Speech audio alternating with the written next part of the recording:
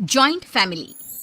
रोशनी, अब तेरी शादी की उम्र हो चुकी है, सब तेरे लिए लड़का देख रहे हैं और तू है कि 8-9 बजे बिस्तर से उठ रही है। मम्मी, क्या आप भी सुबह सुबह ज्ञान दे रही हो? सोने तो दो कम से कम। क्या करें, अब तेरी हरकतें ही ऐसी हैं। चल अब बिस्तर छोड़ और मेरे साथ खाना बनाना सीख। ना, मैं नहीं बना रही खाना वाना। आप प्लीज जाइए ना यहाँ से।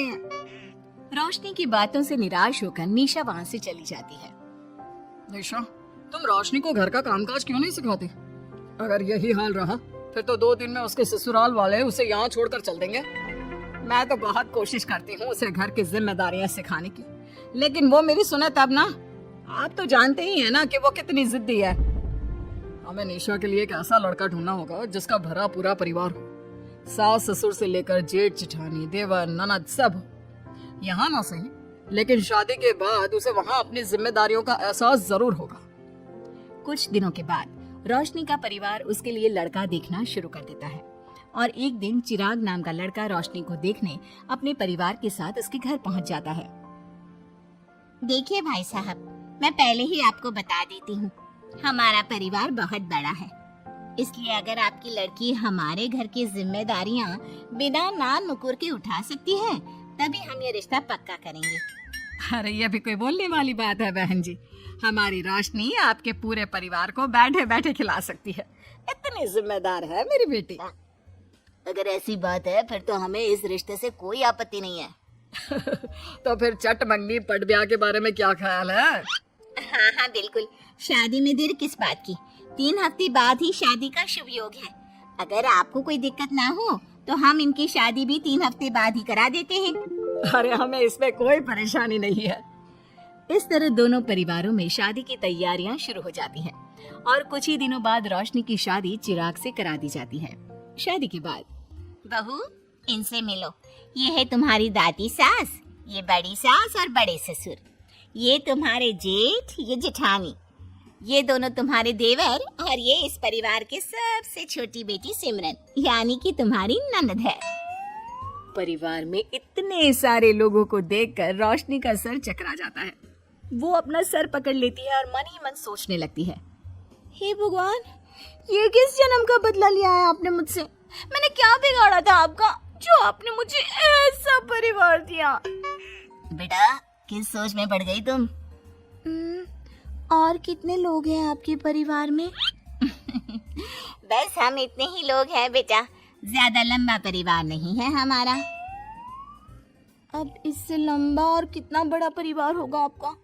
ये ससुराल कम चिड़ियाघर ज्यादा लग रहा है। कुछ कहा क्या तुमने बेटा? नहीं मम्मी जी, वो मैं बहुत थक गई हूँ, तो क्या अब मैं सोने जा सकती हूँ? हाँ हाँ क्यों नहीं बहू। चिराग, बहू को अंदर कमरे में लेकर जा। जी माँ। चिराग रोशनी को अंदर कमरे में लेकर जाता है। चिराग, मुझे यहाँ नहीं रहना, मुझे अलग रहना है। ये तुम क्या बोल रही हो रोशनी? अभी तो आई हो तुम और अभी अलग होने की बात कर रही हो। परिवार वालों को पता चलेगा तो कितने दुखी होंगे वो लोग। मुझे नहीं मतलब किसी से, और इसे तुम परिवार कहते हो? ये परिवार कम कोई गली मोहल्ला ज्यादा लग रहा है। रोशनी, अभी तुम नई हो इस परिवार में, इसलिए शायद तुम्हें ऐसा लग रहा है। कुछ दिन में आदत हो जाएगी तुम्हें। चिराग की बात सुनकर रोशनी अपना सर पकड़ लेती है। आपको समझाना तो दीवार में सर पटकना है। मैं सो रही हूँ, लाइट ऑफ मत करना, मुझे अंधेरे में नींद नहीं आती। इतना बोलकर रोशनी बिस्तर पर लेट जाती है। रोशनी को देखकर चिराग का मुंह खुला का खुला रह जाता है। वो भी पैर पटकते हुए बिस्तर के दूसरे कोने में अपना मुंह मोड़कर सो जाता है। अगले दिन, देवरानी जी, आप उठ भी जाइए, सुबह के 6 बज चुके हैं। सोने दो ना मम्मी, क्यों परेशान कर रही हो? देवरानी जी, मैं आपकी मम्मी नहीं जेठानी हूँ। सुबह सुबह क्या मजाक है मम्मी? इतना कहकर रोशनी अपनी आंखें मसलते हुए उठती है और अपनी जेठानी को देखकर चौंक जाती है। दीदी, आप यहाँ? पिछले 1 घंटे से तुम्हें उठा रही हूँ, लेकिन तुम हो कि अब उठ रही हो? लेकिन अभी तो सिर्फ 6 बज रहे हैं, आपने मुझे उठाया क्यों? वो इसलिए क्योंकि आज तुम्हारे इस घर में पहली रसोई है, तो खाना आज तुम्हें ही बनाना होगा ना। क्या? मुझे पूरे मोहल्ले के लिए खाना बनाना पड़ेगा? नहीं रोशनी, तुम्हें पूरे मोहल्ले के लिए नहीं, सिर्फ परिवार के लोगों के लिए ही खाना बनाना है। आपका परिवार किसी मोहल्ले से कम है क्या? कुछ कहा क्या तुमने? हाँ नहीं दीदी, आप चलिए, मैं अभी फ्रेश होकर आती हूँ। आरती वहाँ से चली जाती है, जिसके थोड़ी देर बाद रोशनी भी रसोई में जाकर मजबूरी में सबके लिए खाना बनाने लगती है। पूरे 2 घंटे मेहनत करने के बाद उसका खाना बनकर तैयार होता है। वाह बहू, खाना तो बड़ा स्वाद बना है।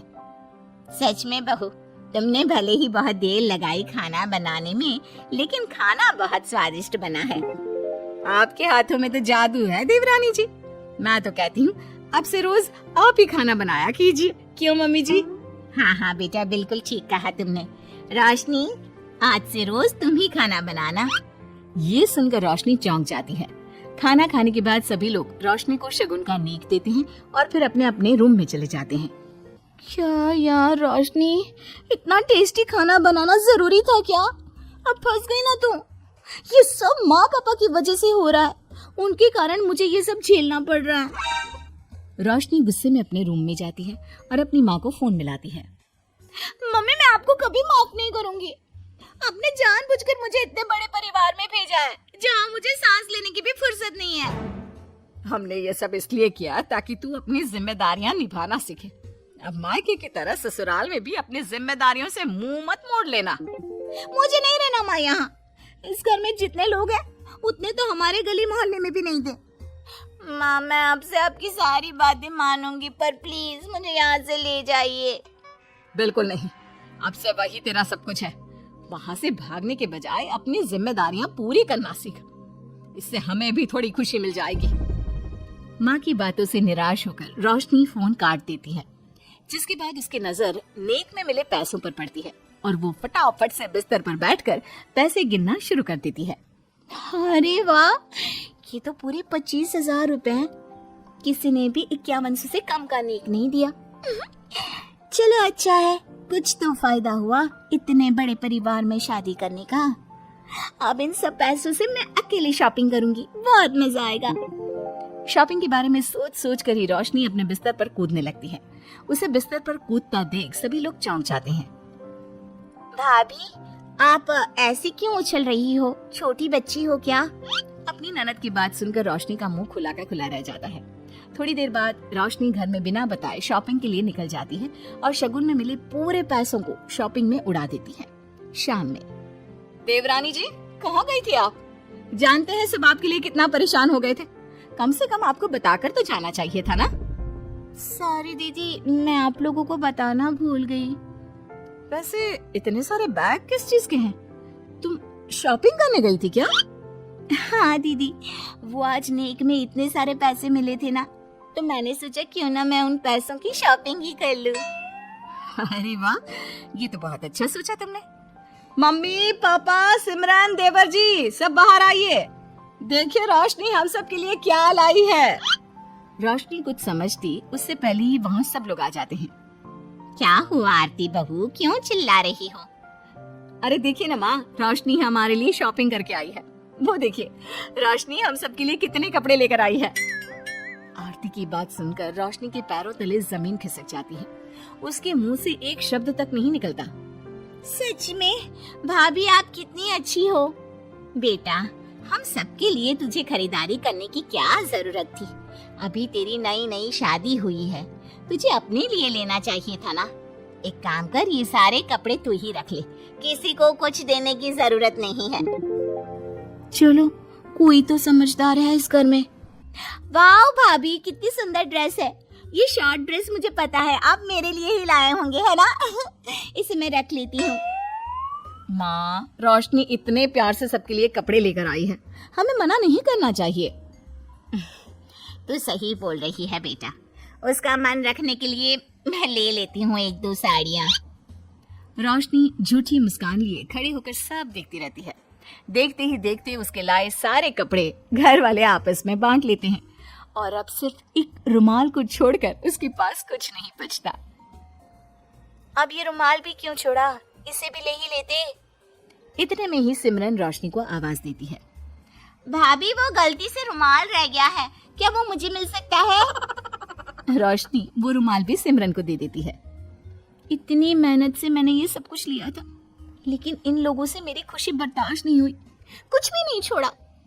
थोड़ी देर बाद रोशनी का पति भी वहां आ जाता है। मैंने सुना है आज तुमने सभी के लिए खरीदारी की है। तुम मेरे लिए कुछ लेकर नहीं आई? बस फिर क्या था, इतना सुनते ही रोशनी का पारा हाई हो जाता है और वो चिराग को घूरने लगती है, जिससे चिराग डर के मारे वहां से खिसक जाता है।